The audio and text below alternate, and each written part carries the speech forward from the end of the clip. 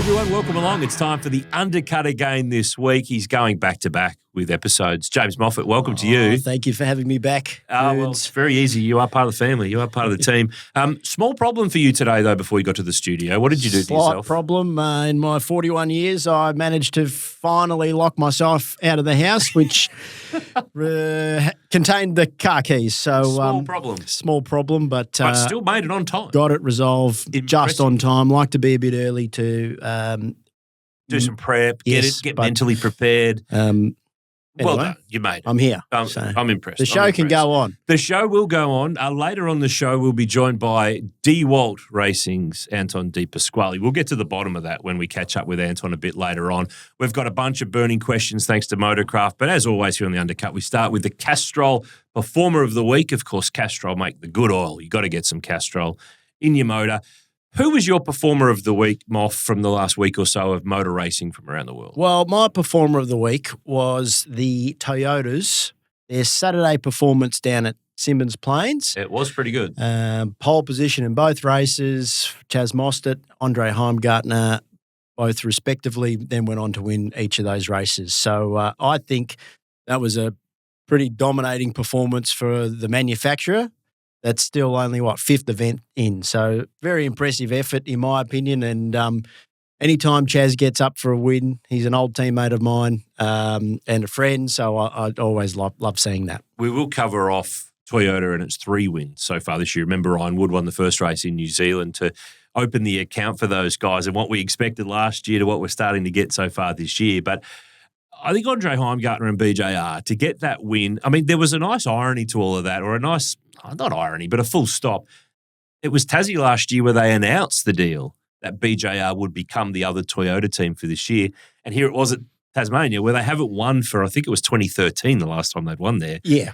They rolled out their first win and a dominant one. And it was remember there was that fight about B-grade drivers with he and Cam Waters? Yeah. I think we forget sometimes how good Andre Heimgartner is because he's not in one of those, a Grove or a Triple Eight or one of those top-tier teams fighting for the championship. That was a nice reminder. Yeah, he's a quality driver. There's no doubt about that. And when he's got the car underneath him, he's proven in the past, and he proved down at Tasmania that he can get the job done. So, yeah, but I think probably what made the Andre and BJR performance even more impressive is, respectfully, they haven't even looked close to winning a race for quite some time. Yeah, there was an outlier, wasn't it? Toyota or not. So to break through for a win, and as Andre sort of highlighted, his first win in dry conditions. So, that's nice to also, tick off. Anytime you get to put those little stickers, on the car, the little pole sticker and the race wing stickers, that's a nice feeling. I think the pole checks used to be nice, but they don't seem to be appearing anymore. But yeah, they do. Yeah, they're still getting paid. Okay. Yeah, at the start of the year, they tweaked the pole money, and it was going to be really unloaded from a lot of races, but I think they've reloaded them now. Okay. So there is cash on the line. Boost are obviously fantastic supporters. They have got back in and really stuck behind it this year. But actually, we should tell viewers about that. Like, you've been in race teams in the past. What's the deal? When you get the pole, do you get the money, or is it different deals in different situations? That really sort of depends on each individual driver's contract. What about your deal? If you get a Trans Am pole, is there any money on the line? Trans Am pole, I don't know if there is. I haven't had. There has been in the past. It has been in the past, but usually that sort of just goes into the Christmas party fund. Fair play. Helps out the crew. Exactly. Helps out the crew. Hey, my Castrol Performer of the Week is a guy who has raced a V8 supercar that never raced as a V8 supercar. Right, okay. You might not have heard of this gentleman, but he drives a Pertex Stone Brothers Falcon. Okay. His name's not Marcus Ambrose. His name's Justin Shepherd, and I wanted to highlight him as my Castrol Performer of the Week because he's potentially the newest V8 supercars ambassador in the United States. He's from Richmond, Virginia.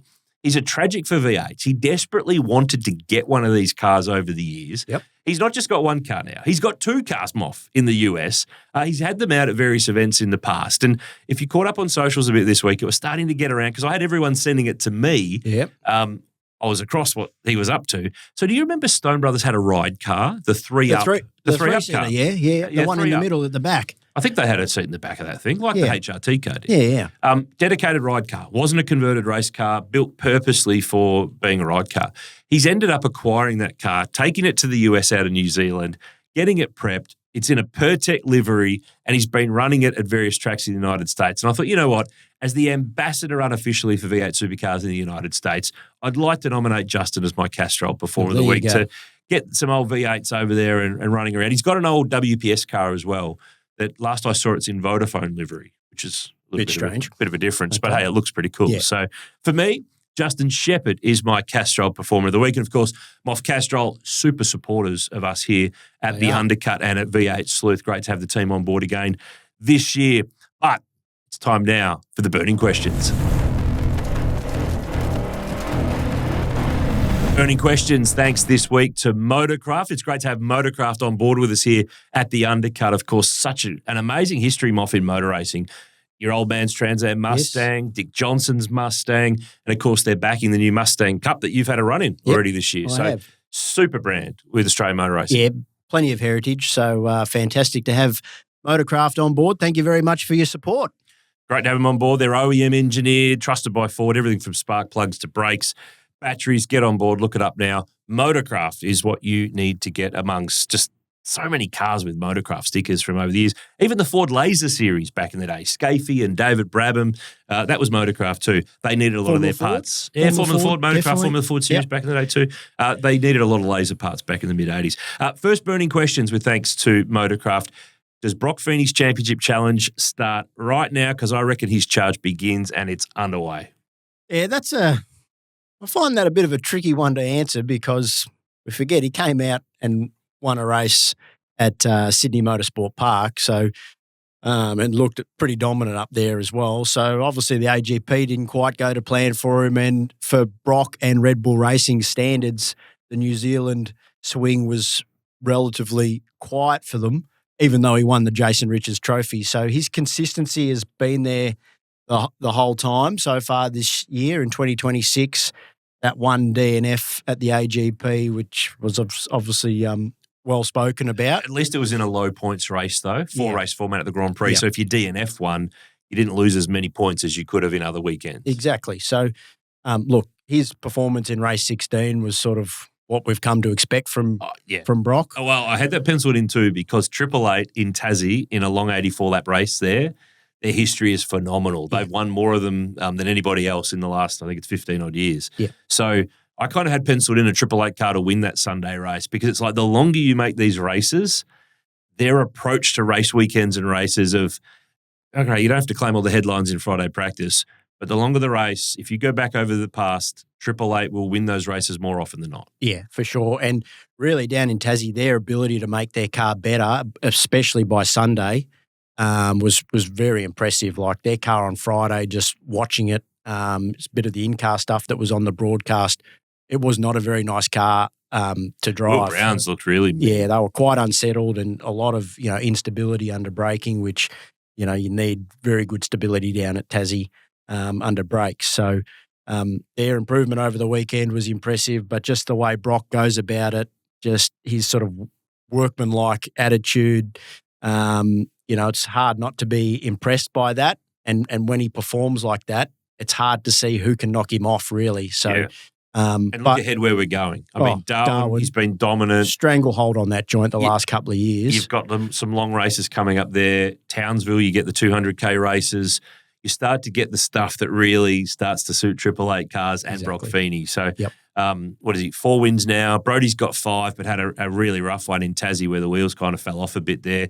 Got centre punched by Reynolds. Yeah. Clearly that car wasn't right after that, and he had a bit of a rough weekend. So he's dropped some ground, but he's not out of play here with the way that the finals will work later on. But building momentum, building trophies, building opportunity to have, if you have a bad round, you've had so many good ones that it doesn't hurt you so much. But I feel that Broc Feeney's charge to the championship, I think he's going to light it up in the next few rounds. I think he's going to be the guy that really gets back to a bit of that 2025 form now for what's coming. Question 2 on Burning Questions. How many wins for Toyota this year, Moff? And there's a caveat on this because we asked ourselves this question on the show last year. We did. I said 2. Right. Okay, I'm already bust. I've busted already. Yep. So they got 1 and then they got 2. So they're at 3 already and we're 16 races in and we've still got a chunk of stuff to go this year. So I'm going to re-ask the question. Yep. How many wins for Toyota this year? Well, I think on that show that you're referring to last year, Noons, I think I predicted between 7 and 10. Whoa. We'll have to get the Texan who's behind the camera to We might have to dig into the archives to see if that's factually correct or not.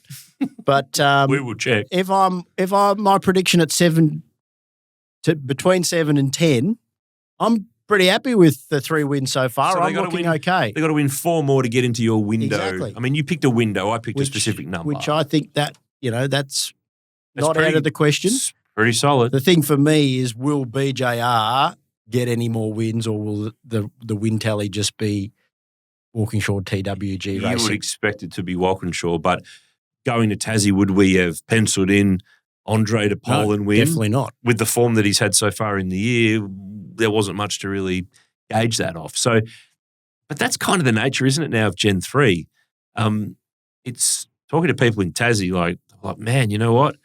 This is so people-focused now because you don't have the flexibility technically that you used to have with being able to develop parts, outspend other people. Okay, there's all different little idiosyncrasies, but at the core of it, it's getting good people. Yeah, 100%. And that's been the core of professional sport, not just motor racing, forever. It's just now more important. Exactly, yeah. And I think also with the sprint weekends that we've seen the Parc Ferme rules in place, that clearly with the 2 different compound of tyres, the soft and the super soft, and the back-to-back qualifyings and not being able to change your setup, that some cars definitely are suited more to the super soft tyre as opposed to the soft tyre. And we saw that with Andre, obviously qualifying on pole for the super soft race and winning. And then on Sunday, soft qualifying, he was sort of back down the field. It's kind of that you can't be great at everything. No, you can't. It's engineered and built in a way, which is good. Yeah. That you're going to pick which bit you're going to be good at because you're probably not going to be good at the other bit. Like there's only so much you can and can't do. So, all right, you're not moving. You're 7 to 10. I'm between 7 and 10. Right. Yep. Well, I'm going to have to revise because 2's been blown away already. What are you coming up 5. to? 5? Okay. Yeah, so I think there's 2 more definitely. Just thinking about some of the tracks ahead, some of the situations at play. Maybe I might have to revise that to 6. I'll go 6. Okay. Yeah. But I've had to revise, so that's never good if you've had to revise on the run. But anyway, Moff, parity. It's one of those words, it's a topic that we'll never get away from in supercars because it is a parity formula. But where does it end? I mean, we've had a couple of tweaks already to the Camaro. It was declared last year. We're all good. It's all, we've got parity. Everyone's happy. Yet there's a system whereby every 6 races there's, numbers looked at and there could be things changed. Doesn't mean they will be, even if the trigger's triggered. I understand the frustration, though, from the fans because it's kind of like, hey, we were told it's all good. Now a few things have been tweaked, so it mustn't have been quite right. So I don't know. Where does it end? Well, until you have a controlled spec car across the whole field, like Carrera Cup, parity will never end. So that's just fact because each body shape, each engine configuration, they're all going to have their subtle differences at some, and some will perform better than others at certain tracks. That's just how it is. So, and don't forget the homologation teams in this whole process are always going to try and manipulate to their advantage. Of course they are. That's their job. Game. That's the game. I'd be disappointed if they weren't. They have to do that. So, yeah, of course. I mean, look at some of the numbers. We've got some of the numbers here. If you look at the race averages for the Chevys, and bearing in mind, there's team and driver elements at play in all of this. But in the first 13 races of the year before we went to Tassie, the best Chev was averaging sort of 6th. The third best Chev, 11th, all finishes 14.3. So you go to Tassie, the best Chev has a very good weekend there. It's generally closer to the front down there. Yeah. But the third best Chev's further back.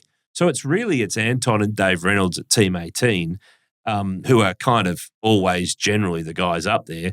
And the rest of the Chev driver lineup's quite young. Like there's a lot of rookies. There's a lot of young guys in there learning their way. This is the little snapshot of where they sit looking at the round results from 5 rounds. De Pasquale's top 8 at every round, and he's got a surname that doesn't fit in the room there, so that's why we called him Anton. Broc's had a pretty good year so far. He's been top 10 every round except for Tasmania. He had a bit of a battle down there, didn't he? Yeah, a bit of a battle. Probably his toughest one of the year. Yep. Ojada's been outside the top 10 every round bar Tassie, but starting to find some ground and find his way. Reynolds had been outside top 10 every round except for Sydney. Podium in Tassie, but tough for the rest of the weekend. And then Zach Bates, Declan Fraser, Cooper Murray, Job Stewart. Declan's not a rookie. He's second year, but he's sort of a bit of a rookie.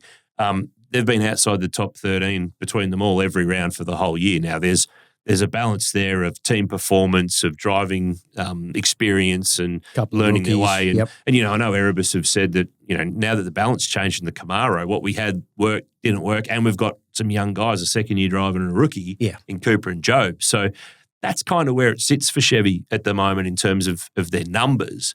But we've said it, a lot already this year in terms of driving depth. Chevy are a little bit up against it. That's just a fact. So that's going to hurt those averages as well. Yeah. But yeah, probably the thing for me that is most curious out of all the parity chat is how we got to a point, and it was obviously signed off by General Motors, but how we got to a point where that Chev was actually changed. Like that car hadn't changed for... It was the baseline car that everything was compared to. From what I can understand... Why did we not come to that with the other two cars? Well, from what I understand, they weren't able to get the other two cars to match it, so then they matched it backwards to... So you've got a scenario where you've had the last few years, the Ford Mustang changing multiple times. Yeah, so many times. You can do a book on the number of changes. Exactly. It's hard to keep count. Yeah. And the Chevy has just remained constant. So, the first time that the Chevy teams are dealt a change in terms of their aero balance. So here's probably another question, though. If Triple Eight remained a Chevy team and it rolled out the way it's rolled out, that there was a tweaked Camaro, would they be winning? I think they would be. Yeah. Well, they certainly would. Find a way and know what they're doing. Still certainly be performing at a high level. There's no doubt about that. It's ifs, buts, and maybes. But I think if Triple Eight was still the homologating team for Chevy, it wouldn't have changed. That's probably more the point. It's a good point. Hey, your former teammate, Cam Waters, you've shared plenty of enduros with him over the recent past. Yep. He's just sneaking up on this championship.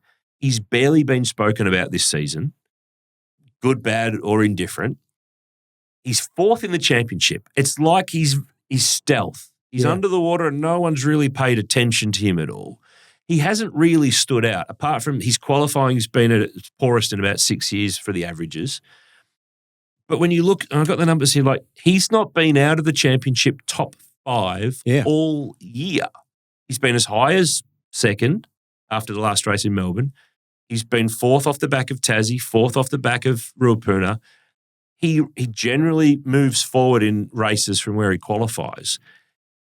Is this enough for him to win the championship, and we are not paying him the attention that we should be right now? For me, the consistency is definitely keeping him in that top 4, top 5 at the moment. And I think probably we've seen a bit of a change in Cam in maybe his approach. I think in years gone by, he would have found himself in an incident which would have been a race-ending incident, or he would have dumped a heap of points and he wouldn't be sitting fourth, because his frustration might have got the better of him. Is this those days when you just fold your cards and go, you know what, my car's good enough for 6th? Bank the 6th. Exactly. Don't try to grab the 5th and maybe have a drama. Yeah, exactly. So I think that's definitely a change in his approach. But the speed just isn't there at the moment for them. No. At best, they're probably edge of the top 10. On average overall. Yeah. I mean, you go back through his qualifying performances this year, and he is traditionally he's great qualifier. Low single digits, isn't he? In terms of you go back over the years, 7, 6, 20, 8, 11, 8, 10, 13, 10, 14, 11, 12, 8, 9, 11, 13. There's a lot of double-digit numbers in there that you don't normally ever see. Yeah, and probably by this point of the championship, we would have had Cam down for at least 3, 4 pole positions. But why is no one talking about him? Well, I don't know. But the new car at Tassie didn't sort of have an immediate impact on their speed performance. But to be a factor in the championship, you're going to need speed. The consistency will get you so far.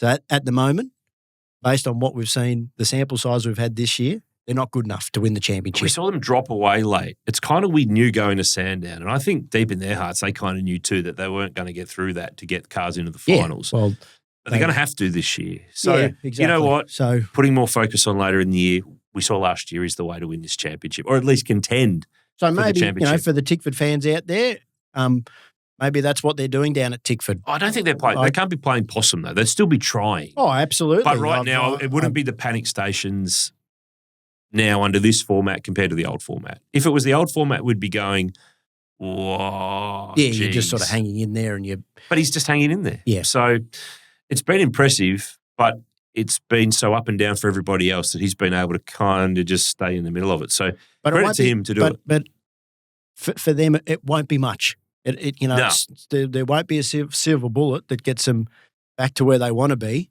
It'll just be something small and yeah. Yep. We're talking very, very small margins as we always do. They've had a World Endurance Championship experienced engineer join that team in the background, and the things I'm hearing out of there, that he's been really impressive too. So beefing up their manpower behind the scenes is also impressive. Different thinking. It's always a good thing to have. I think you've probably seen that with Ricardo and Kai Allen. The king of chocolate, yes. As we said on the last show. Next burning question, with thanks to Motorcraft. How long do we give Premier Racing? They've been in the game a while now, Moff. They've done a lot in terms of changing the chess pieces. Roland Dane's in, Pete Vale's in. They've had some driver changes along the way. Here's where they've sort of slated themselves over the journey over the 5 years that they've been in the game. 2022, the last year of Gen 2, Gary Jacobson, that was a swap part way to James Golding, who took over that car. 2023 made headway with Tim Slade coming on board with Golding. 2024 was their best year, Golding with that pole in Darwin, podium at the Sandown 500 with Dave Russell. 7th in the championship was fantastic. Tim Slade had a rough run, stepped out after there. Golding crossed the line first at Bathurst. Yeah. 11th in the championship, Richie Stanaway, that didn't work. So in for a year, out for a year. Declan Fraser's in, Ojada's in. So you've got a rookie and a second-year driver in here. 888 hardware, 888 gear, 888 support in previous years. I'm not putting a blowtorch on them because I reckon Jane Ojada's going in the right direction.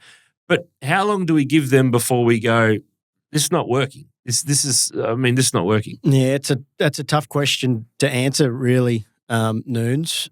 And certainly Ojeda, like you said, he's starting to show the signs, the promising signs. I think he's a star that's going to be something. He's on the way. That qualifying performance down in Tassie was impressive. He obviously just let himself down with a dodgy start. Yeah. So he needs to sort of get on top of that quickly. But he still salvaged a 6th. Absolutely. So had he not qualified 3rd and fallen, if he'd started 6th, finished 6th, or started 10th, finished 6th, we'd be lauding absolutely everything 100%. About it. So that was just the one little blip on the radar. Probably the biggest thing that maybe will help them take the next step is just a bit of continuity in everything. There's been a lot of change. Not just driving lineup, but they've had a few team principals over the journey, engineering changes, but they look like they've got a pretty settled, sorted lineup now. Yes. But so on face value, having Roland there, if there's anybody that's going to be able to pull it all together, then it's Roland Dane. So he's got a very different scenario than he does 20 odd years ago. But he's got the runs on the board. True. So true. If he can't do it, who can? Exactly. Interesting to see, but keep an eye on Jada. That graph's going in the right direction. Certainly, Declan Fraser probably needs to step it up. Yeah, he's got to go along with him now. He might get left so. behind here if Juice can really get a really roll. I mean, his performance in Tassie with a 10th, a 14th and a 6th, he's the top place rookie in the championship so far this year and pretty strongly, all things considered. So I'm not concerned. I'm not putting on the warning bells about Premier, but just interested to see where that trends in the next couple of rounds and how they're able to perhaps move forward. Next one, dear James. Is Supercars racing getting too good? I mean, we don't see too many tear-ups in terms of mechanicals. We don't see big retirement rates. We're not seeing big dramas. There are dramas. Cars make contact. Drivers have collisions. And one way, there's an argument or the other. But, I mean, when you look back over the history of the sport here, there were more breakdowns. There were more crashes. There was more drama in terms of that stuff. The game's got so good now that it's kind of hard to pick apart.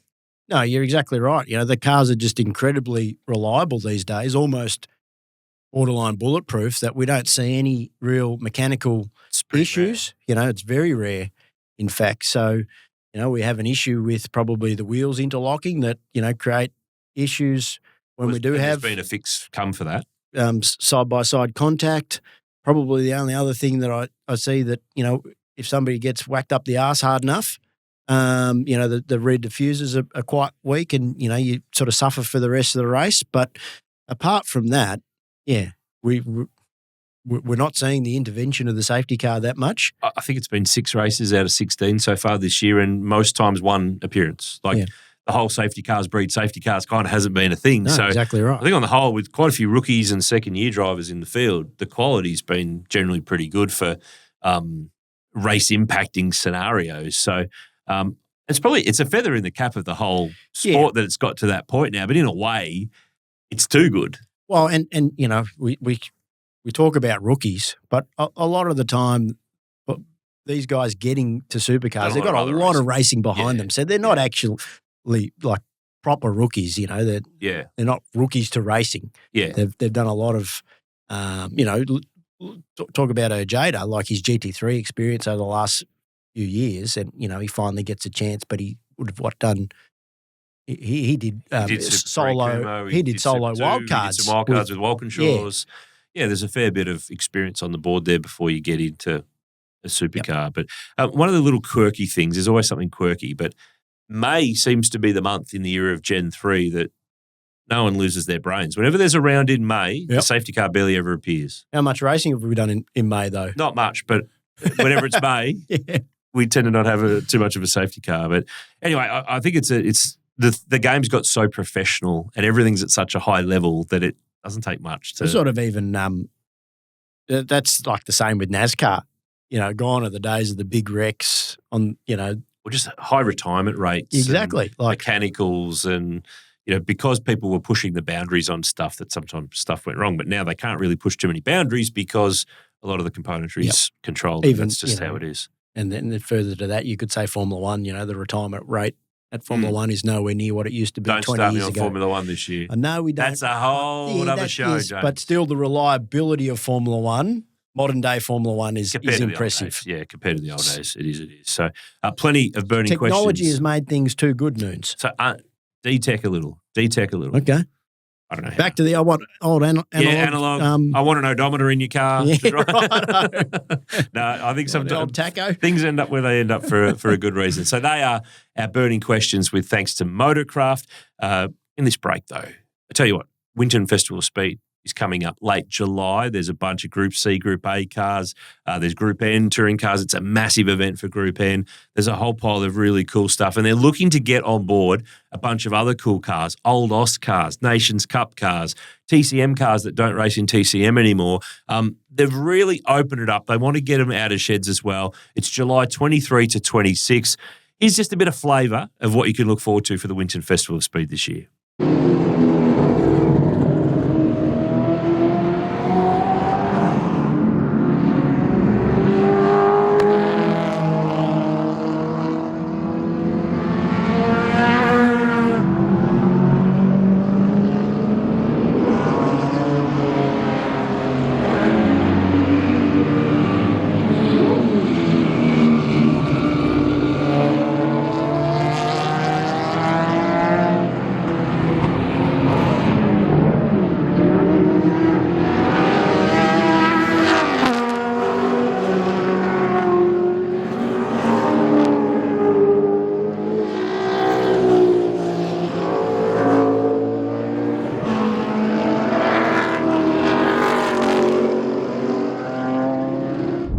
Well, Chevy fans have had a bit to be happy about so far this year. Moff, we've got a guy who's been a winner in a Chev. Anton De Pasquale, welcome to the Undercut. Good to see you. Thanks, fellas. Good to be here. Good to hang out with you. That's not what they all say. That's not what they all say.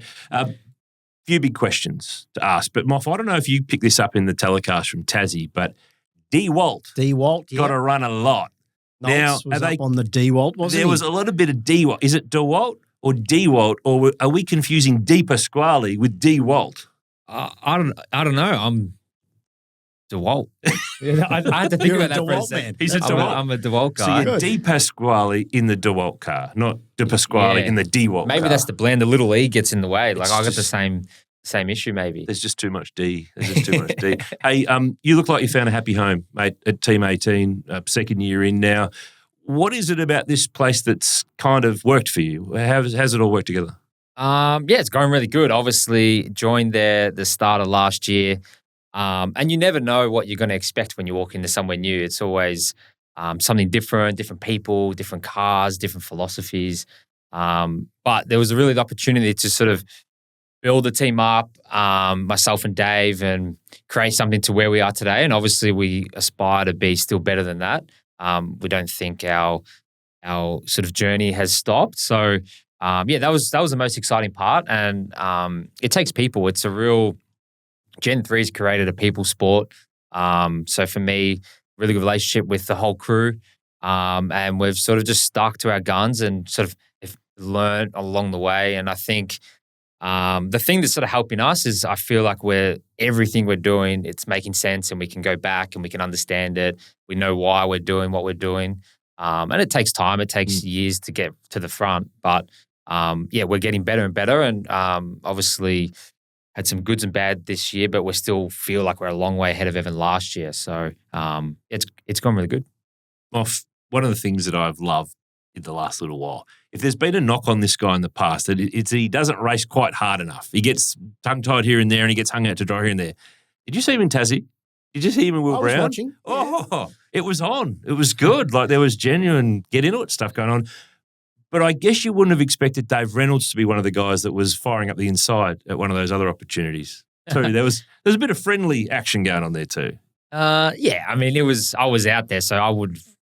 You would have done the same. He would have done the same. 100%. 100%. If we said on the track walk early, if you're on the outside of here, you're halfway to the fence. So, you were halfway to the fence. Yeah, look, I was out there, and you're sort of in a vulnerable position. So, shouldn't have put myself out there, I guess, in the first place. I thought I had Chaz covered enough and just didn't. So just had enough on me, which I didn't think he had.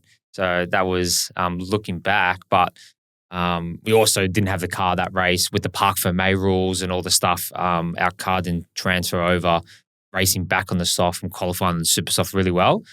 So then when we could reset overnight for the next two races, my car was amazing. So wish we had that then, and I was getting off the hairpin a lot better every other race, and I was just thinking, if I had this yesterday, you never would have got there. So that's how it goes though. It's racing, it's all good. But Will had a pretty good battle.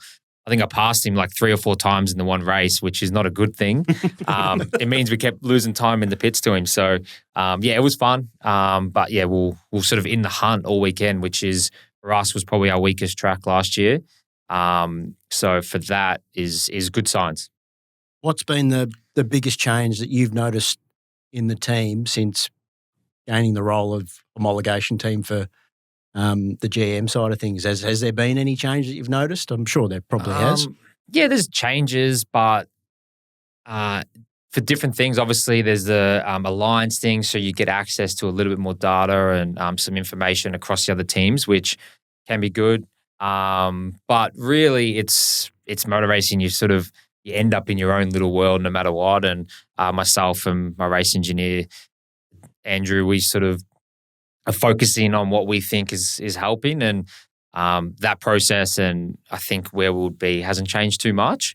Obviously, there's a lot of the responsibilities. There's a lot of hard work for the guys going over to America and doing all this other stuff that we didn't have to do. So you hear about that all the time. So that puts a lot of pressure on the team time and, all these things, which is you don't have a lot of anyway. But for us and racing at the track, it's not changing too much. Just switching gears to a topic that's kind of kicked in after the Tassie round. Has Craig Baird ever called you grubby? No, I don't think so. Publicly, at least. I reckon maybe on a night out somewhere, maybe said something, but not directly. I don't think, not to my face anyway. It was one of those situations, wasn't it? I mean, it came out after Tassie. He made some comments through News Limited Press about. He was talking about his time in that driving standards advisor role, which is a really hard role. Like I don't think anyone really wants it. No. You're damned if you do, damned if you don't. He made a comment referring to Ryan Wood in Adelaide last year, and like the term, when you've been a grub or a bit grubby, he's used that with you as a driving group in meetings and stuff regularly. That's not new to you, that vernacular. No, not really. I mean, it always happens in this sport. Stuff that happens in a room ends up out really easily. He was probably a little naive though to mention that to a journalist though. For sure. But I feel like, you know what, it was like a size 1 penalty that got a size 10 or a size 1 misdemeanor that got a size 10 penalty with an official statement and a retraction. It all felt like a little bit overboard to what had actually been done. Maybe you just need a little tap to say, hey, mate, you don't need to go that far with that stuff in future. It's probably not the role. But he's been so good to the media for so long in giving us access and insight. I mean, we did a podcast with him for a while about the reasonings why things are. I mean, you both are footy supporters. We've talked footy together privately for plenty of years. You know what the umpires call because you can hear it. They're wired. Now we're in a position where I've asked Motorsport Australia, well, moving forward, what's the deal? Can we get access to Craig to ask him questions? Will there be statements given on why penalties were given? That was last week I asked that, and I was told that at the start of this week we would have a note with an idea of that moving forward. I still don't have it. No one's got it. So I'm a little bit in the dark here on where we're going to go here. Right, from Motorsport Australia, Noons. It's a bit of a shame. I would have thought that we might have got that sorted out. But, I just felt that whole situation was a bit overblown from what it should be. It actually come out of nowhere too, right? I don't think anyone was expecting it. It's almost like, it's in the past. Let's move on. Like, we all know what happened at Adelaide. Yeah. Let's just I think it's just probably a little reminder for Beardo to overreaction. I think that's sort of an in the room chat with the driving group, which I know he loves you boys. He sees you as his boys. Like he's there to try to help you, not try to constantly be fighting against you. Definitely, and he's the first to say, and as a driver, when you've done the wrong thing. Yeah. And when it's 50-50, I feel like when you're in those rooms and you're having those discussions, he gives you the benefit of the doubt to argue your point, and sometimes when you're pushing the limits. So, and he knows when, because he's been there. Of course. He knows when you're fighting a fight that is not right. He knows. And he knows. We can argue with the best of them. Hey, we talked about the homologation team stuff. Do you feel a little bit of a pressure now? Because you're kind of the focal guy. You're the guy getting the results in a Camaro. Do you feel that as an external pressure, an internal pressure? Because kind of anytime anyone's referring to the top Chev, it's you.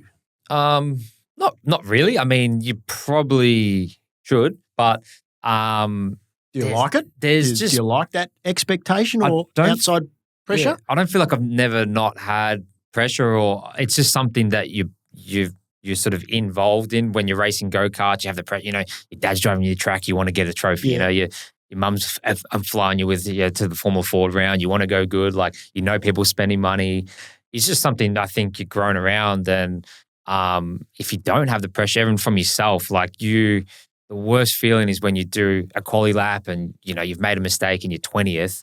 You just feel embarrassed. Like it's that is that feeling all the time. So adding in brands and other people's opinions doesn't really change that too much for me. Because you want to win. You want to win every session. You want to do a good lap every lap. So someone telling you that they think you should doesn't really change that too much, I guess. But the responsibility is you have to deliver. It's not a want to, it's more of a have to. So that's cool. We enjoy that. Creates opportunity. Yeah, we as a team our mentality is slowly shifting. You go, and when you first join, you're top 10. Yep, that's good. Make the shootout. Yeah, cool. Okay, first podium. And that's amazing. Hey, shootout king here. He just keeps on getting in him and does good stuff. Like he's not gets in it, runs 10th. Gets in it, top 4 usually, top 5, top 3. Correct. But that's not always me. That's something that even my race engineer at Donners, when we made our first couple last year, we didn't do too well, and then we spoke about it. We understood it. Now we've learned more about the tire pressures and all this stuff for shootouts, and he's the one that sort of half gets me there. You do a run and make an adjustment that I don't ever know about. Sometimes, bang, you're in there. Thanks, mate. That's good. And then then we have all these park for Mays and stuff, and you got to bleed tires and use new, and it's a whole team thing. But love a shootout. I want to talk to you about parity. Oh, here we go. Parity changes. Could you? I expected it. Could you honestly feel the difference or the changes at Tassie? And is it enough? But then the final part to the question is: does the parity chat give you the shits? It does give me the shits, but not from a point of just forget about it. Because we want, I think the sport and everybody should want parity to be as good as possible because it makes the racing better. 100%. And that's just how it is. So I guess the biggest concern, and I haven't been too vocal publicly about it, but internally what we ended last year with and, what Broc was winning all those races with and stuff, that's not the car that we started this year with and that's not the car we have now. But GM signed off on that. That's the whole thing, right? So I guess the process, I wasn't involved in it, and I think just the way the wind tunnel and everything happened, we ended up in an aero balance way different to the other guys. And to match the other cars rather than them matching you. Yeah, and that just put us way too front sensitive, too loose. You can't win supercar races with no rear grip. Like that's just how it is. Entry instability, all these things. So I remember the first time driving SMP this year for the practice, it was just like, mate, what is this? What's going on? This is that different. That different. This is terrible. And then we worked at it, and I think you made it all right. It worked okay. Yeah. Made it all right, but that is a track where if you got a bit of front, you can get away with it. Brake hard. The front grip does help you there, and that's sort of proven over the years. So, then it is better than what it is. We've gone a bit rearward. We haven't added any. I think we've lost a little bit of downforce total, apparently. Mm-hmm. But where you move it. But the balance is closer to where the other guys are. We're sort of in that same window, and that helps. And we feel that. We think our braking stability is a bit better, and some areas where we're from last year to this year, they haven't correlated are closer. It is still different. Would still so we haven't heard the end of it. Is that what you're saying? Well, I don't. It's never going to be perfect. No. It's impossible. I think Darwin will be a good test. Longer corners, entry to turn one, the back section. There's a little bit more aero demand than Tassie. Yep. But both myself and Dave were towards the front. Jaden was as well, but the others weren't. So I think it's still not. It's not a magic bullet. I think we made our car a lot better as well. Yeah. And I think in the process of fighting the demons that we've had to start the year, I think we've learned some stuff about the car as well. So those hard days you learn as well. So I think it's not a blessing, but I think we're probably more experienced and have a bigger toolbox because of it. So if we can get it all in the right window and we feel like we're even, that'd be great. So are we there? Not sure. We'll find out. I think we're closer though. One thing we've seen this year with the gaps in the calendar, though, mate, is that a lot of other drivers have been doing other racing, other programs, a bit of GT, some TA2. We sort of haven't seen you pop up doing anything else. Are you open to doing some other stuff? Are you trying to do some other stuff, given that the calendar's so spread out, or is it just a case of keep your eyes on the prize and what the day job is? Day job's priority, obviously. Driving good cars would be great. Have done heaps of it in the past, and I think it's really beneficial, but it's quite difficult to just do, like go race a GT car. Who pays? Sort of like it's not an easy Someone's thing. got to pay. Yeah, well, and then you go do some stuff overseas, and then all your license grading and stuff makes it really difficult for us to do that. And then, you want to go do some wildcard stuff in America. That's expensive, like it's not an easy thing. And always open to it. Like I love driving cars and racing new things and love new tracks. That's why Rapuna was so fun, like just learning a new track in a car and trying to work out your way around it. That's sort of the stuff we don't get to do that often. So when we get to do it, it's fun. But yeah, we never do enough. I don't think we race enough even just as a category ourselves. We're still a fair few rounds short, I reckon, of a good season. So that's another chat for another time. That's a whole other topic. We've been over that a lot. Yeah, we have touched on that just a little bit, mate. Great to catch up with you. All the best in Darwin, and we hope those Chevys go well in a straight line up there. Cheers, thanks. Anton De Pasquale here on the Undercut. Great to have him with us. As I mentioned, Darwin is next at Hidden Valley. We've got some numbers to crunch as we get ready to go to the top end.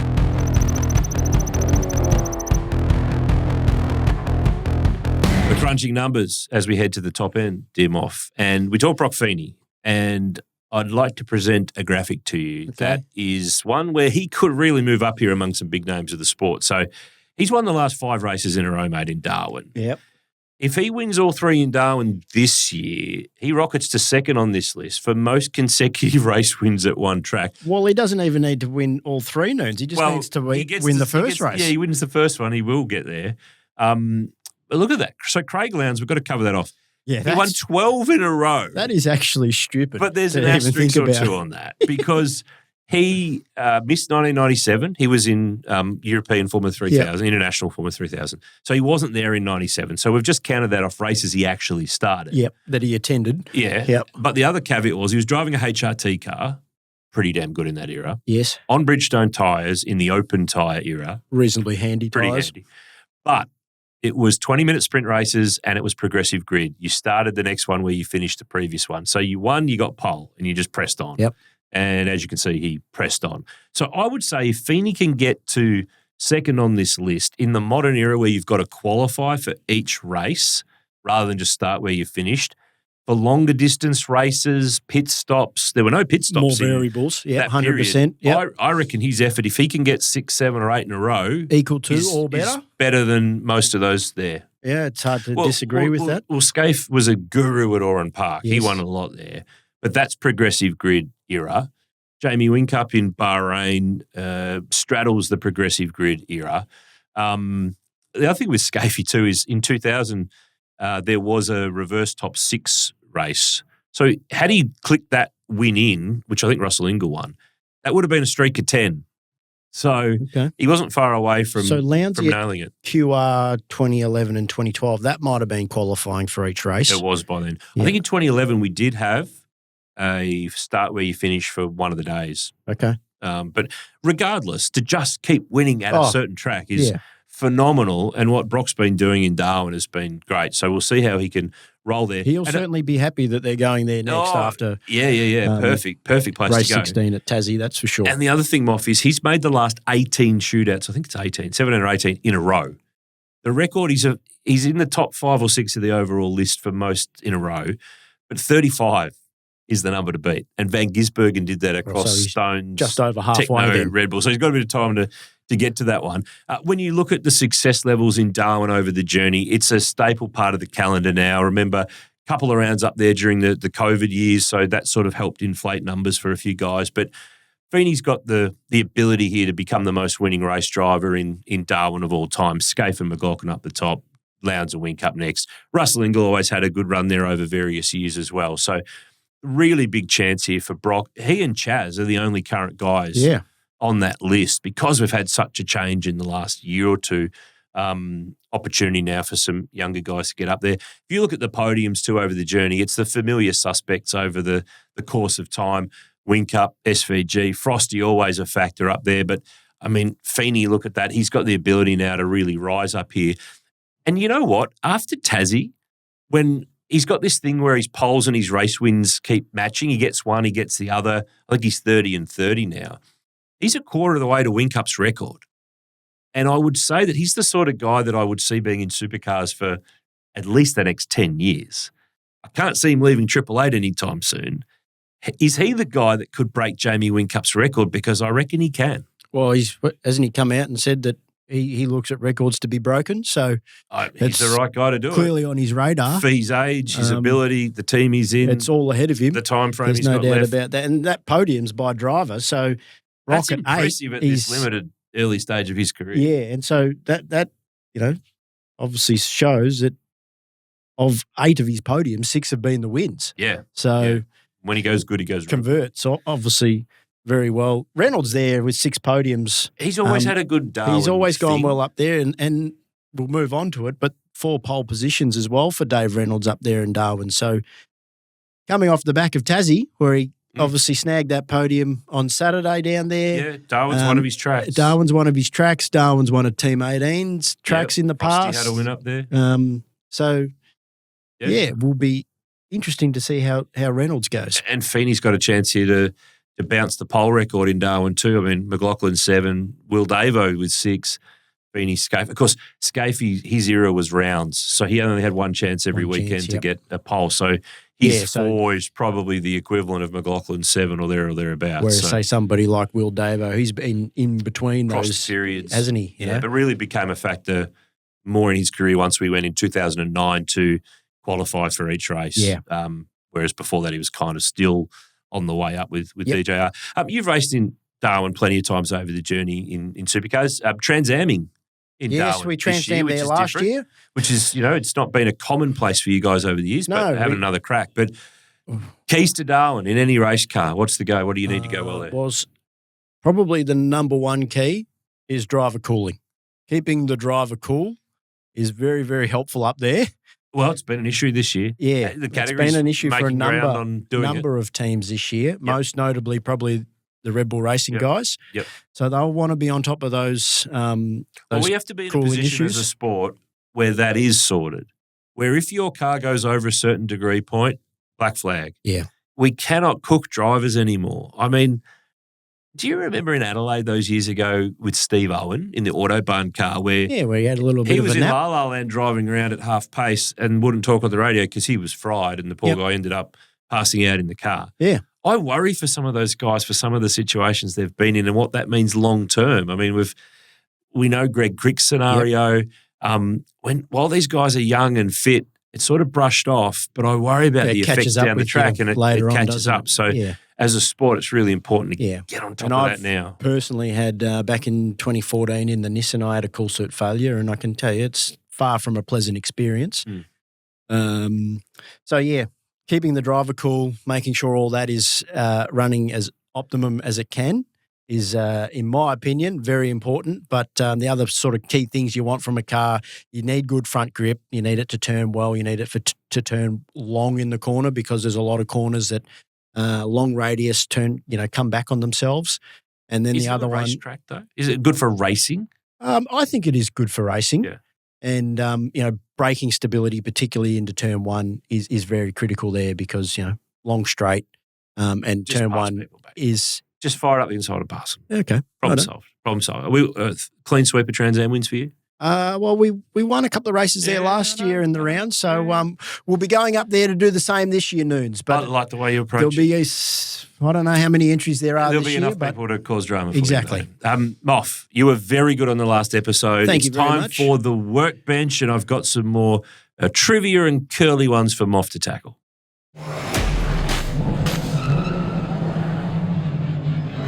Last ep on the workbench, we had James Moffat tackle Supercars fines. Moff, this week, it's Supercars average speeds on circuits. Ooh, I want from you the top 6 on the calendar this year. Go. Average lap speed. Average lap speed in terms of the average speed, kilometres per hour. Okay. Well, I'm going to start with Bathurst. Correct. That'll have to be one. Number 1 at So 100. My answers will be in no particular order, You by give the them way. in no particular order. I'll give you the order if you can get them in. So it's number 1, average speed of 180 k's an hour. There you go.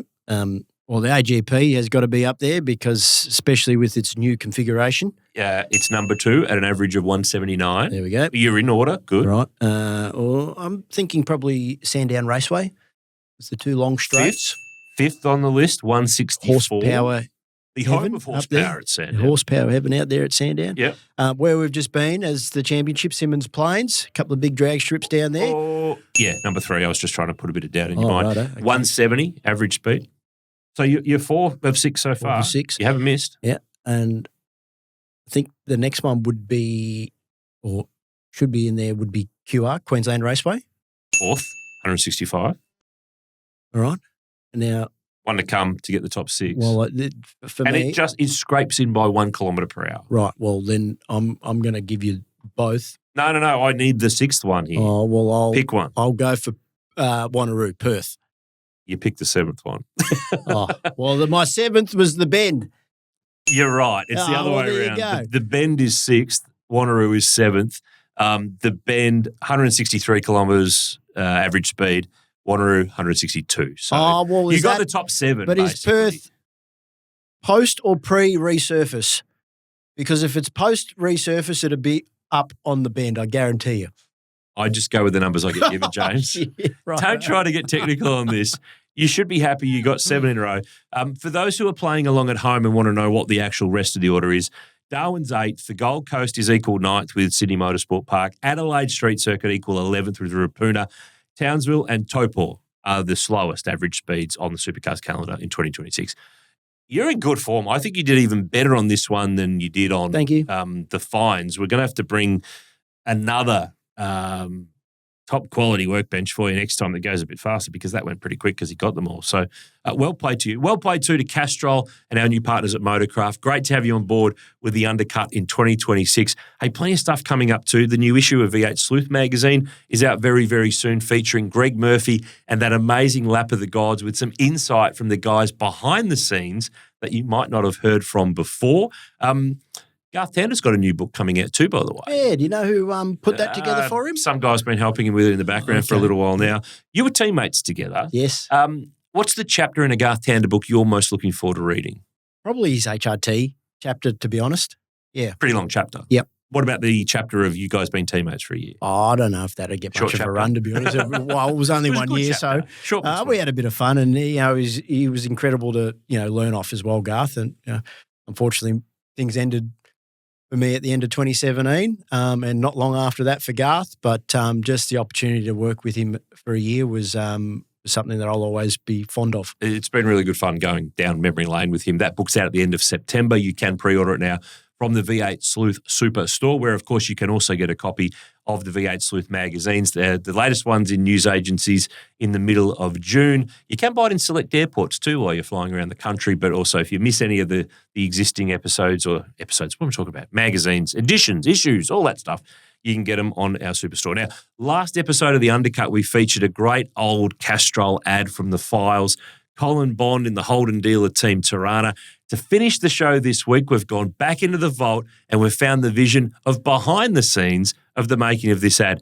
Thank you, dear fine sir. Go well in Darwin. We'll see you again soon here on The Undercut. Enjoy this piece from the vault of Colin Bond in action and kind of how the action was made back in the day. We'll see you next time. This film was specially prepared to enable you to see what went into the making of a Castrol commercial featuring the Holden Tirana GTR XU1, and to show how Castrol support GMH and their dealers. Filming was carried out at Amaru Park by Amalgamated Pictures Australasia. The driver, Colin Bond, outright winner of the 1969 Hardy Ferodo 500. We used a crew of 15 and over $60,000 worth of equipment, including the remarkable Dynalens camera for vibration-free motion shots. Now let's have a look at the action shots used in the commercial and some of the methods used for making them.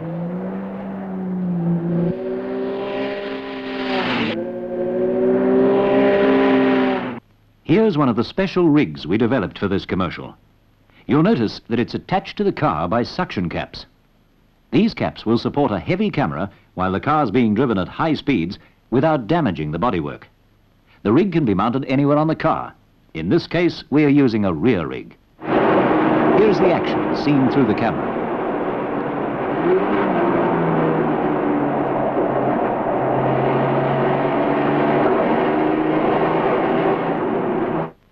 And here we have the front rig.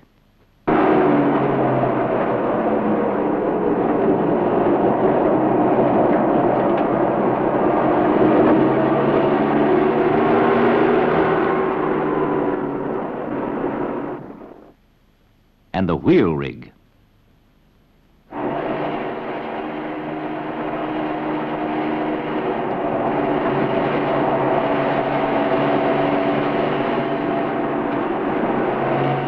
The next take was made with the Dynalens camera mounted on a high-speed special-purpose vehicle. These shots, together with many others, gave us the final commercial, which will run from now until the day of the Hardy Ferodo 500 on 41 television stations across Australia. It's estimated that during this period it will reach an audience of over 5 million.